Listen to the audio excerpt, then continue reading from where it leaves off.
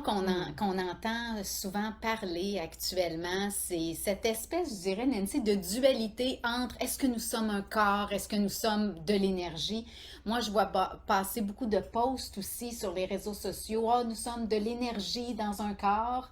Et on a envie de s'arrêter à cette question-là aujourd'hui. Oui, parce que souvent on entend je ne suis pas ce corps, je ne suis que l'énergie, je peux tout vivre par l'énergie.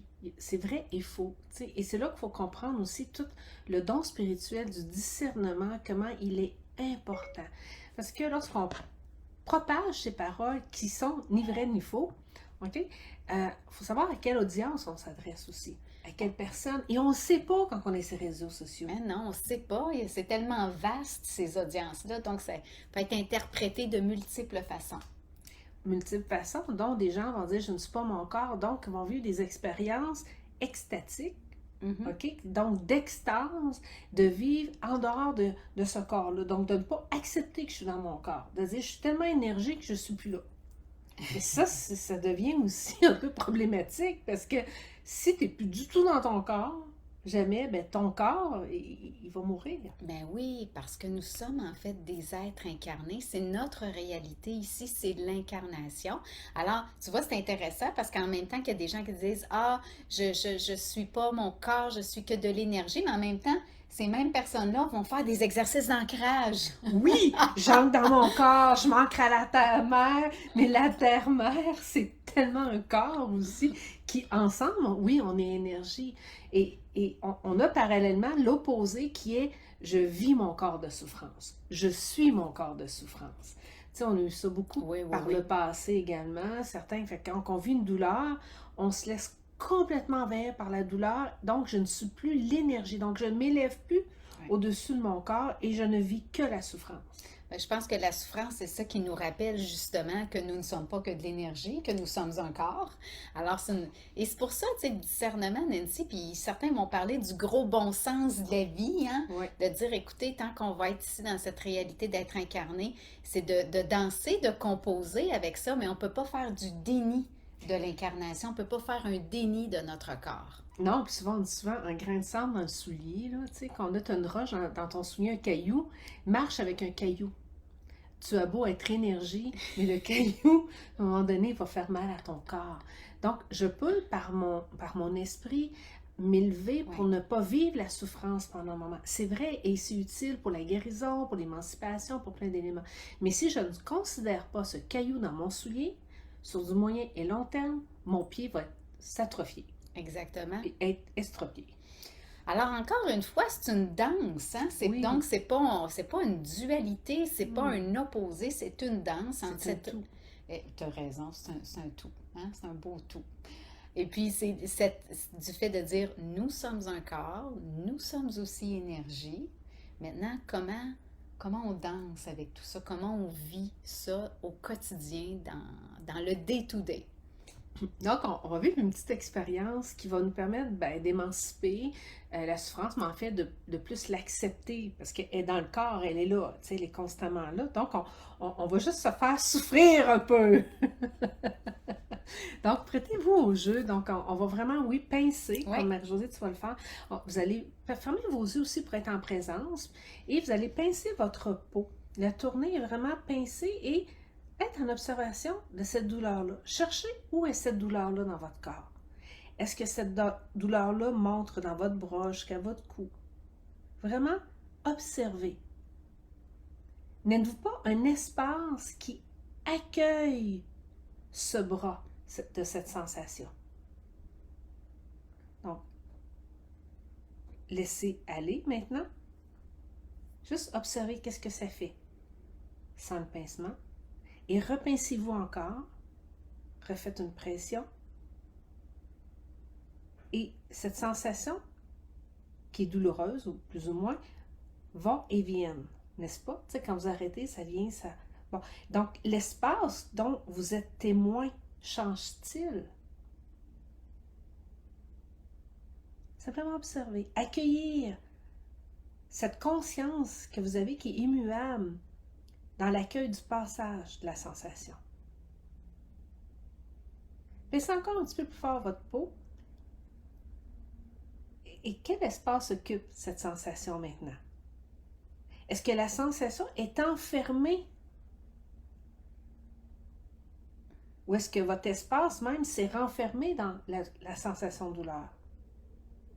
Ou l'espace qui est vous, n'êtes-vous pas un peu comme libre et tellement plus immense que cette souffrance? N'êtes-vous pas au-delà de cette souffrance, de cette sensation? Cessez de vous pincer. Observez. Voyez en fait comment tout cet espace, en fait, qui est présent dans la sensation, qui apparaît, disparaît. En fait, tout, vous avez vu, elle est là, mais en fait, on est au-delà aussi. Oui, Mais on est le corps en même temps. Oui. Mais plus on porte attention à la souffrance, plus on l'augmente, plus elle augmente. Oui. Oui. Je trouve que c'est un exercice très simple, mais vraiment pour prendre conscience justement de tout cet espace. Et puis, effectivement, je sais pas, pour vous qui l'expérimentez, mais ça change. Tu sais, tu pinces, t'enlèves, tu recommences à pincer, c'est pas tout à fait la même chose. Donc, on a quand même une certaine liberté d'expérimenter. Soit, je veux dire, souvent on a entendu expérimenter l'accord de souffrance, je vais souffrir, je vais la vivre. C'est comme pour moi, des fois, je veux dire, c'est comme un sable mouvant. Tant la souffrance que l'émotion, hein, sensation physique et émotion, des fois, on se laisse ensevelir par la souffrance. On devient le corps de souffrance. Là, maintenant qu'on sait qu'on peut être énergie aussi, donc je peux m'élever et accepter davantage cette souffrance-là. Et là, je peux me mettre aussi à guérir. Parce que si je ne suis que ma souffrance, je n'accepterai pas des méthodes de guérison. Ça va être assez difficile parce que faut, oui, effectivement. Puis et il y a quand même, tu sais, plusieurs techniques là, qu'on peut utiliser. Tu sais, souvent, des fois, on en parle, tu sais, puis tu dis, moi, je respire à travers ma souffrance. Pour ma part, moi, je vais souvent justement m'en aller dans cette zone que j'imagine tout l'espace autour de cette zone de souffrance, mais il y a vraiment différentes façons. C'est ça, respirer à travers, c'est tout l'espace que tu vas avoir, parce que quand tu respires au travers, tu découvres toute l'immensité, la liberté que tu es à travers cet espace-là. Et tu peux même parler à ton corps, tu sais, à ce corps-là, à ces cellules. Mais si on accentue la souffrance, qu'on n'est pas dans l'acceptation, l'accueil de cette souffrance, la guérison ne peut pas venir. Donc, si on reste que dedans, ben, on n'accepte pas qu'on est une énergie universelle d'amour, de guérison. Fait qu'on n'est pas un ou l'autre, on est plus grand que ça. Fait que c'est un peu ça que les gens aussi essaient de dire, qu'on est énergie. Mais qu'on n'est pas ce corps, ce serait, écoute, nous berner un peu, là. Oui, puis et en fait, c'est parce que des fois, quand on entend des expressions comme celle-là, et comme tu le disais tantôt, Nancy, ben c'est vaste, les réseaux sociaux. Il y a des gens qui vont prendre ça vraiment au pied de la lettre. Puis c'est des phrases qui ont besoin d'être expliquées. Honnêtement, on ne peut pas juste les lancer comme ça sur les réseaux sociaux. Même ici, Siri est d'accord. Siri est d'accord. Alors, mais c'est vrai, il faut que ce soit expliqué, ces phrases-là. Oui, parce que, tu sais, puis on entend des grands mystiques, tout ça, je ne suis pas ce corps, tu sais, tout ça, mais ils n'ont jamais dit de ne pas habiter le corps. Ils n'ont jamais dit de ne pas honorer le corps. Parce que lorsqu'on a un grain dans l'œil, là, vous revenez à votre véritable nature qui est dans votre corps. C'est vrai, quand on a une douleur, une sensation ou une émotion très forte et intense, ça nous rappelle que ce corps, je l'habite. Et c'est là qu'il est important, comme tu disais tantôt, d'arriver à danser ensemble. Donc, ayez du discernement c'est pas tout un, tout l'autre, on est un tout. Et comment je peux être syntonisée, on pourrait dire à mon essence, à mon esprit, pour vivre dans un corps en harmonie. Donc, comment utiliser mon esprit, mon énergie d'amour universel pour que ce corps soit en harmonie, qu'il soit comme bien. Puis parfois, c'est à travers la maladie. C'est pour ça qu'on dit, les gens vont dire, je peux guérir de tout. Oui et non. Il y a certaines maladies qui est peut-être ma guérison de vivre la maladie. Oh oui, là, Nancy, juste ça, c'est un sujet de capsule. On vient d'ouvrir une porte, mais c'est vrai parce que ça aussi, il y a, on connaît tous des gens. Moi, j'ai en tête vraiment l'histoire d'une amie qui a tout fait pour se guérir.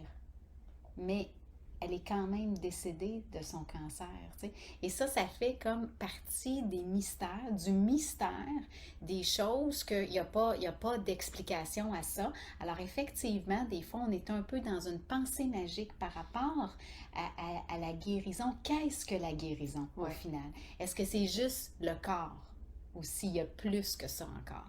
Et là encore, je dirais, si on est énergie, quelle est la guérison? Est-ce que c'est justement cette guérison qu'on a au niveau de l'âme qui vit à travers un corps qui vit une maladie? Est-ce que c'est le corps qui guérit pendant que l'âme... Et là, voyez-vous, ça Voilà. rouvre à tellement de portes. On vous laisse vraiment à réfléchir sur ça. Parce que c'est jamais tout un ou tout l'autre. Ouais.